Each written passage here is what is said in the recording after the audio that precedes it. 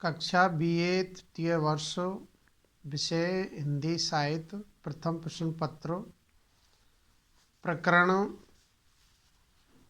भीतर जागा दाता। इस कविता के रचनाकार प्रयोगवाद के जनक और नई कविता के अग्रदूत कवि अज्ञे द्वारा ये कविता विरचित है। और भीतर जागा जो दाता कविता है उसमें अज्ञे जी ने मनुष्य के मन के बड़प्पन को रेखांकित किया है। तो इस कविता को हम पढ़ेंगे और इसमें जो 4-5 पद्यांश है उसकी 6 प्रश्न व्याख्याएँ प्रस्तुत वीडियो के अंदर हम करेंगे। बीए तृतीय वर्ष की छात्राएं हैं, प्रस्तुत वीडियो को ध्यान से देखें, सुनें और इसका विवेचन विश्लेषण करें। और विवेचन विश्लेषण करने के उपरांत तत्पश्चात इस वीडियो को लाइक करें, कमेंट करें और सब्सक्राइब करने में कोताही ना बरतें। तो भीतर जागा दाता जो कविता है उसका पहला पद या कुल जो अज्ञे जी की कविताएं हैं, युद्ध विराम जो पुल बनाएंगे और भीतर जागा दाता है उसका 10वां पद है। मति आया सागर लहराया, तरंग की पंखयुक्त वीणा पर पवन ने भर उमंग से गाया। फेन झालरदार मखमली चादर पर मचलती किरण अप्सराएं भारहीन पैरों से थिरकी। जल पर आलते की छाप छोड़ पर्पल बदलती, दूर धुंधला किनारा झूम झूम आया डगमगाया किया।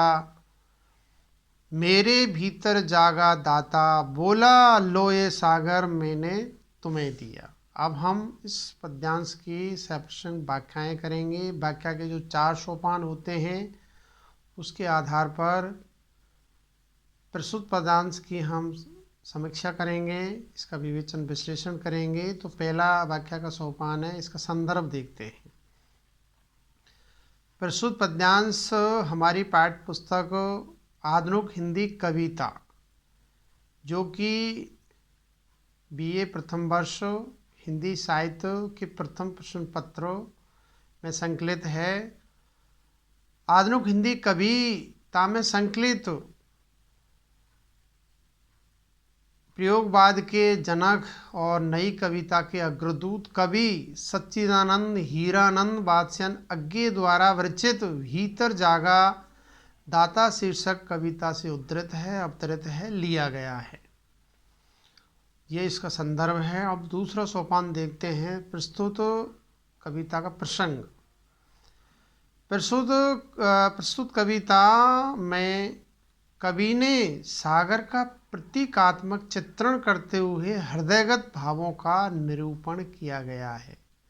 हृदय के अंदर जो उमंग है, उत्साह है, तरंग है, उनका बहुत ही मनोहारी मदमस्त चित्रण प्रस्तुत पद्यांश के अंदर कवि अज्ञे ने किया है। अब हम व्याख्या का तीसरा सोपान, इसका भावार्थ या सरल अर्थ देखते हैं। प्रस्तुत पद्यांश में कवि वर्णन करता है कि समुद्र उताल तरंगों से मदमस्त सा होता हुआ लहराया, उसमें लहरें उत्पन्न हुई। समुद्र की उठती हुई तरंगें परस्पर टकराने से जो स्वर लहरी छोड़ने लगी, मानो तरंग रूपी पंख युक्त वीणा पर पवन ने उमंगों से भरकर गाया। अर्थात यह आशय है कि तरंगों का स्वर वायु वेग से चारों ओर फैल गया, चारों ओर उसकी ध्वनि फैल गई।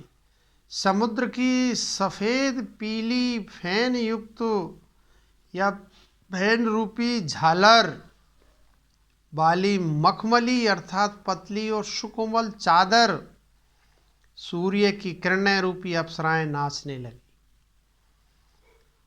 उनके पैर एकदम भारहीन होने से मचलने लगे। सागर जल पर अपनी चमकीली गीली छाप को छोड़कर पल पल वे अपना रूप बदलने लगी।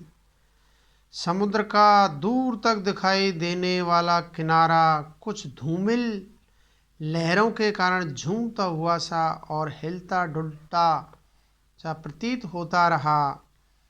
उस समय सागर के लहरों की ऐसी हलचल, ऐसे स्पंदन को देखकर कवि कहता है कि मेरे हृदय में ये भाव जागृत हुआ और मैं बोला कि सागर हमें कितना सुरम्य प्रवेश देता है, कितना अच्छा हमें वातावरण प्रदान करता है, कितना आह्लादित करता है, अतः हमें सागर को कुछ देना चाहिए। तो हे सागर, मैंने तुम्हें हार्दिक भाव अपने अर्पित कर दिए। तो ये इस कविता का भावार्थ है, सरल अर्थ है। अब हम इस कविता का जो चौथा सोपान या व्याख्या का चौथा सोपान होता है कलात्मक सौंदर्य, उसको निहारते हैं, देखते हैं, उसकी समीक्षा करते हैं। तो प्रस्तुत पद्यांश में कवि अज्ञे ने प्रकृति का बहुत ही जीवंत चित्रण किया है। प्रकृति अपने उपादानों से प्राणियों को, विशेषकर मानव को अनेक तरह से सुख प्रदान करती है। अतः कवि ने प्रकृति के प्रति कृतज्ञता व्यक्त की है और लिखा भी है कि वृक्ष कवौन फल वके नदीन संचे नीर परमार्थ के कारणे साधुन धरासरे। तो ये प्रकृति के प्रतिमान है, चाहे वो समुद्र है, नदी है या पेड़ पौधे हैं, ये क्या है, देते ही हैं, लेते कुछ नहीं। समुद्र के प्रति प्रस्तुत पद्यांश में कवि ने समुद्र के प्रति आत्मीयता का भाव व्यक्त किया है या हुआ है। प्रस्तुत पद में रूपक, अनुप्रास, पुनरुक्ति, प्रकाश, अलंकारों का प्रयोग हुआ है। बिंब विधान तथा मानवीकरण द्रष्टव्य है। मानवीकरण अलंकार का भी सुंदर प्रयोग प्रस्तुत पद्यांश में कवि अज्ञे ने किया है। और पद्यांश की भाषा शैली सहज, सरल, सुबोध और कवि के भावों को व्यक्त करने में पूर्ण रूप से सक्षम और समर्थ है। अब हम इस कविता का दूसरा पद्यांश है उसको पढ़ते हैं, या 11वां पद्यांश है उसको पढ़ते हैं। हरियाली बिछ गई तराई पर, घाटी की पगडंडी लजाई और ओट हुई, पर चंचला रह न सकी, फिर उजकी और झांक गई, छरहरे पेड़ की नई रंगीली फुनगी, आकाश के भाल पर जय तलक आंक गई, गेहूं की हरी बालियों में से कभी राई की उजली, कभी सरसों की पीली फूल जोतना दिप गई, कभी लाली पोस्ते की सहसा चौंका गई, कभी लघु नीलमा तीसी सी चमकी और छिप गई, मेरे भीतर फिर जागा दाता और मैंने फिर नीरव संकल्प किया, लोयत हरी भरी धरती, ये सहवत्सा कामधेनु मैंने तुम्हें दी। अब हम व्याख्या के 4 सोपानों के आधार पर प्रस्तुत पद्यांश की सप्रसंग व्याख्याएं करेंगे और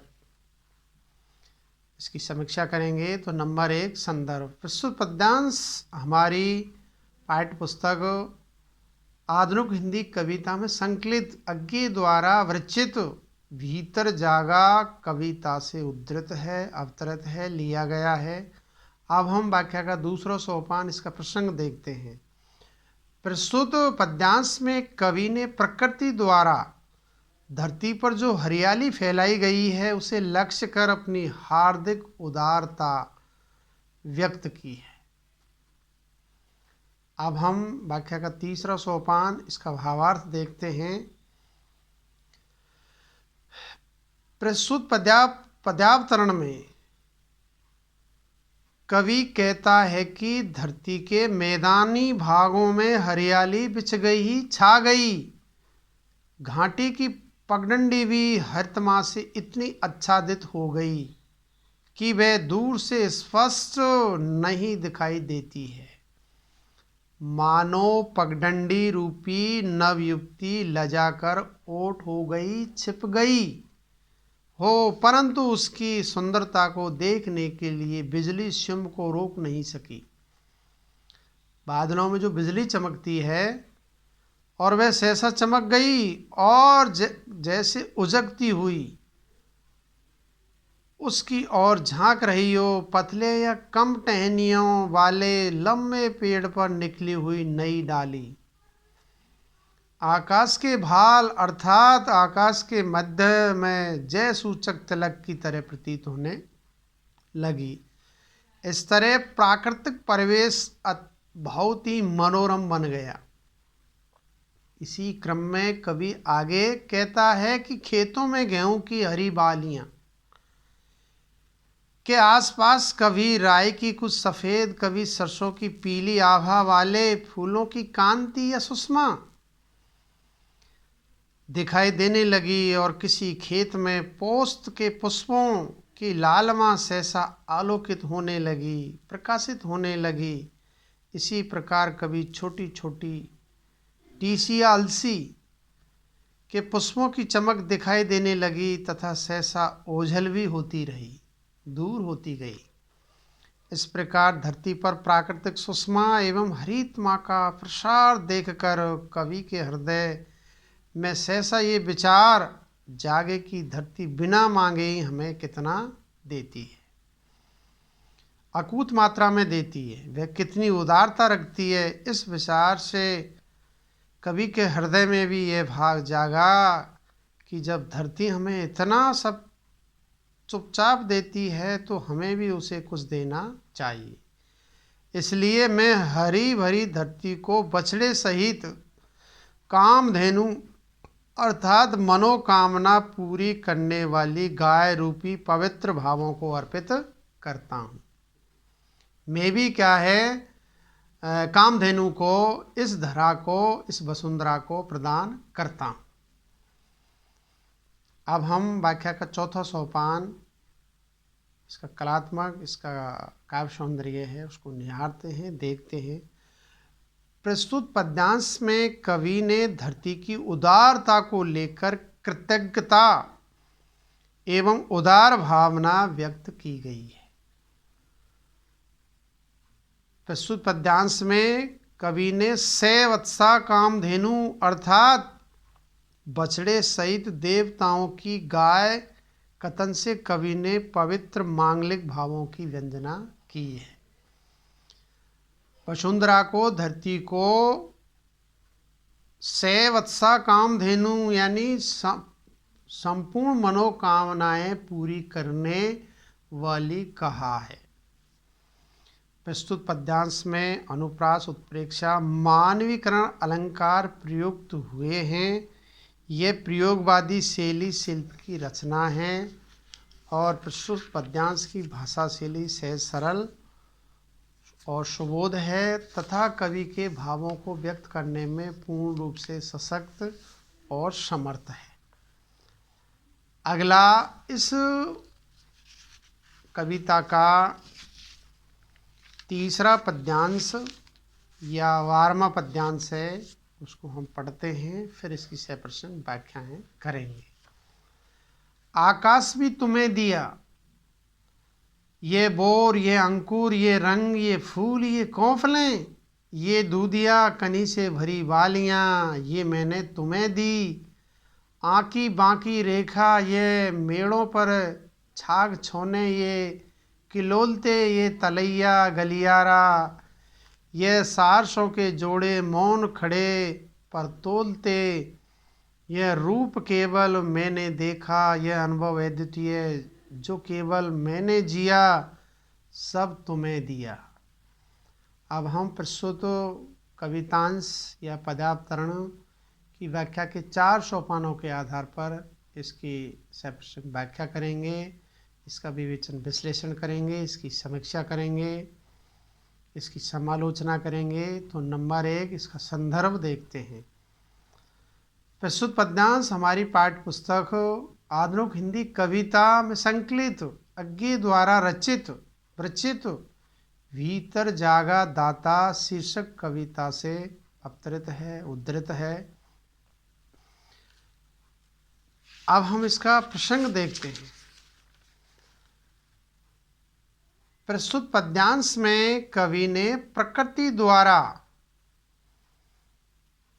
धरती पर जो हरियाली फैलाई है और प्रकृति ने हमें जो दान दिया है या प्रकृति की जो थाती है, धरोहर है, जो हमें सहर्ष प्रकृति ने प्रदान किए, उसका इसमें चित्रण किया गया है और कवि ने अपनी हार्दिक उदारता है वो व्यक्त की। अब हम प्रस्तुत पद्यांश का भावार्थ, जो कि व्याख्या का तीसरा सोपान है, उसको देखते हैं या इसका भावार्थ या इसका सरल अर्थ करते हैं। प्रस्तुत पद्यांश में कवि अज्ञे ने धरती माता या प्रकृति से कहा है, हे हरी भरी धरती, तुम्हारी उदारता एवं त्याग भावना को देखकर मेरे हृदय में भी उदारता के भाव जागृत हो गए हैं। इसी से मैं भी तुम्हें ये विस्तृत आकाश समर्पित करता हूँ। ये आम की बोरें, ये पेड़ों के नवांकुर, ये समस्त प्रकार के रंग बिरंगे पुष्प और निरंतर वृद्धिशील कौफलें तथा अनाज की अधपकी दूध के बिंदुओं से भरी वालियां भी तुम्हें अर्पित करता हूँ, तुम्हें देता हूँ। ये धरती पर पड़ी आँकी बाँकी रेखाएं, खेतों की मेड़ों पर बकरी गाय के बच्चों की धमा चौकड़ी वाले दृश्य, ये तालाब एवं झाड़ियों के बीच के मार्ग तथा पानी में एकदम मौन खड़े ये सारसों के जोड़े भी तुम्हें अर्पित करता हूँ। धरती पर बिखरा हुआ ये मनोरम प्राकृतिक रूप सौंदर्य केवल मैंने देखा और अनुभव किया। मैंने ही इस सुषमा का भोग किया, इस सौंदर्य का, इस सुंदरता का मैंने उपभोग किया है तथा इसकी हार्दिक अनुभूति का सुख भी मुझे ही मिला है। मैं इस अद्वितीय अनुभूति से इतना भावुक हो गया हूँ कि मैं ये सब तुम्हें सौंप रहा हूँ, मैं आपको प्रदान कर रहा हूँ। अब हम व्याख्या का चौथा सोपान है कलात्मक सौंदर्य, काव्य सौंदर्य या साहित्यिक सामाजिक विश्लेषण या टिप्पणी या विशेष है, उसको निहारते हैं, देखते हैं। नंबर 1, उक्त पद्यांश या प्रस्तुत पद्यांश में कवि ने प्रकृति से तादात्म्य भावना व्यक्त की गई है या एक रूपता व्यक्त की है। प्रकृति उदारता से हमें जो कुछ देती है वह वस्तुतः उसका ही क्षय है। प्रकृति सब कुछ हमें अर्पित करती है, यानी प्रकृति या प्रकृति जो हमें प्रदान करती है उसको हम किसी भी रूप में उसका हम बदला नहीं दे सकते हैं। नंबर 2, प्रस्तुत पद्यांश में प्राकृतिक पदार्थों का बिंबात्मक प्रतीकात्मक चित्रण किया गया है। नंबर 4, प्रस्तुत पद्यांश में अनुप्रास, मानवीकरण, पर्यायोक्त अलंकारों का सुंदर प्रयोग हुआ है। और नंबर 4, प्रस्तुत पद्यांश की शब्दावली सरल और भावानुकूल है, कवि के भावों को व्यक्त करने में पूर्ण रूप से सशक्त और समर्थ है। और नंबर 5, प्रस्तुत पद्यांश की भाषा शैली सहज सरल सुबोध और कवि के भावों को, विचारों को व्यक्त करने में पूर्ण रूप से सशक्त और समर्थ है। अब हम इस कविता का अंतिम पद्यांश है या 13वां या चौथा जो पद्यांश है इस कविता का, उसका हम विवेचन विश्लेषण करते हैं। तो पहले पढ़ते हैं।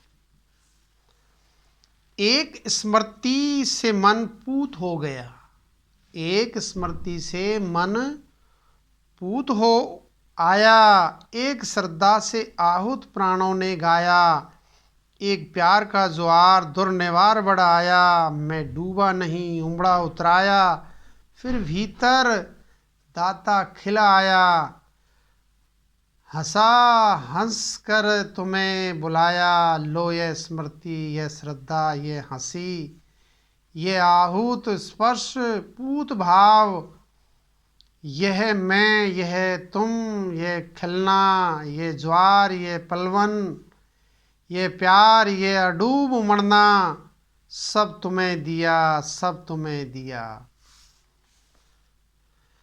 अब हम व्याख्या के 4 सोपानों के आधार प्रस्तुत पद्यांश की 100% व्याख्याएं करेंगे। तो नंबर 1, इसका संदर्भ देखते हैं। प्रस्तुत पद्यांश या पद्यावतरण हमारी पाठ्य पुस्तक आधुनिक हिंदी कविता में संकलित प्रयोगवाद के जनक और नई कविता के अग्रदूत सच्चिदानंद हीरानंद वात्स्यन द्वारा रचित कविता भीतर जागा दाता से उद्धृत है, अवतरित है, लिया गया है और यह इस कविता का अंतिम अंश है। तो ये इसका संदर्भ है। अब हम इसका प्रसंग देखते हैं। प्रस्तुत पद्यांश में कवि ने प्राकृतिक परिवेश या प्राकृतिक वातावरण से आत्मीयता रखते हुए बताया है कि उसे प्रकृति से जो कुछ भी मिला है वह उसे ही अर्पित करना चाहता है, या जो प्रकृति ने दिया है उसे सहर्ष उसे ही सुपुर्द करना चाहता है। ये इस कविता का प्रसंग है। अब हम व्याख्या का 3रा सोपान है, प्रस्तुत पद्यांश का भावार्थ या सरल अर्थ देखते हैं या करते हैं। प्रस्तुत पद्यांश में कवि आगे कहता है कि सागर एवं धरती की उदारता को देखकर, इसकी दानवीरता को देखकर, इसकी उदारता एवं सुषमा का स्मरण कर मन पवित्र भावों से भर गया है। यानी मन के अंदर पाक और पवित्र विचार और भाव निकल रहे हैं, उद्भुत हो रहे हैं, उत्पन्न हो रहे हैं। एक पवित्र श्रद्धा से आमंत्रित प्राणों ने इसके यश का गान किया, गुणगान किया। हृदय में इसके प्रति प्यार का अनिर्वार ज्वार उमड़ आया है। यानी रोकने से भी क्या है, वो उद्गार वो भाव रुक नहीं पा रहे हैं। मैं इस प्यार के ज्वार में डूबा नहीं, अपितु उसमें उमड़ता उतराता हुआ उसके अंदर तक गया और हार्दिक उदात्त भावों से भर गया। अच्छे विचार अच्छे भाव मेरे हृदय में उत्पन्न हो गए। इस तरह उदार भावों के आवेश में मैंने प्रसन्नता का, खुशी का अनुभव किया। मैंने अच्छा महसूस किया कि प्रकृति ने हमें अथाह रूप में दिया है, अकूत रूप में हमें क्या है, प्रकृति प्रदान करती है।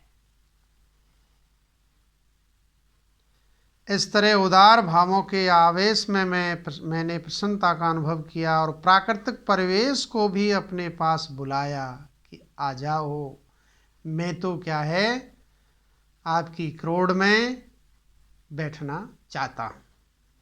जब ये प्रकृति इतना कुछ देती है तो हमें भी कुछ देना चाहिए। इसके एवज में हमें भी क्या है, प्रकृति से लेते हैं तो हमें प्रकृति को कुछ प्रदान भी करना चाहिए, देना चाहिए। इसी भाव से कवि कहता है कि लो मैं अपनी स्मृति, अपनी यादें, अपनी श्रद्धा, हंसी तथा प्राणों का आहूत पूत भाव पवित्र भाव, हार्दिक प्रेम, स्पर्श सब कुछ अर्पित करना चाहता हूँ, देना चाहता हूँ। प्रकृति से याचना करता है कि मुझे आपने जो प्रदान किया है उसकी एवज में मैं भी आपको प्रदान करना चाहता हूँ। प्रकृति का खिलना, ज्वार एवं जल प्रवाह बढ़ना, प्राकृतिक सुषमा को लेकर हृदय में प्रेम भाव का उमड़ना, उसमें डूबकर आनंदित होना आदि सभी कुछ मैं तुम्हें दे रहा हूँ, प्रदान कर रहा हूँ। सभी कुछ दे चुका हूँ। तुम्हारी उदारता देखकर मेरे हृदय में उदारता का भाव जाग गया है। अस्तु हमारा दिया तुम्हें ही अर्पित है, तेरा तुझको अर्पण क्या लागे मेरा।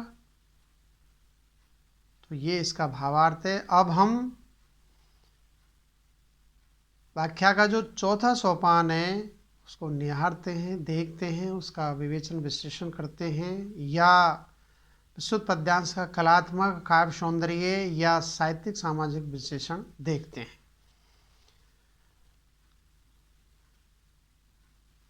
जिस प्रकार से अज्ञे जी ने प्रकृति का बहुत ही मनोहारी चित्रण किया है, उसी प्रकार से छायावाद के कवि और प्रकृति के सुकुमार कवि पंत सुमित्रानंदन पंत ने भी प्रकृति का बहुत ही सुंदर चित्रण किया है।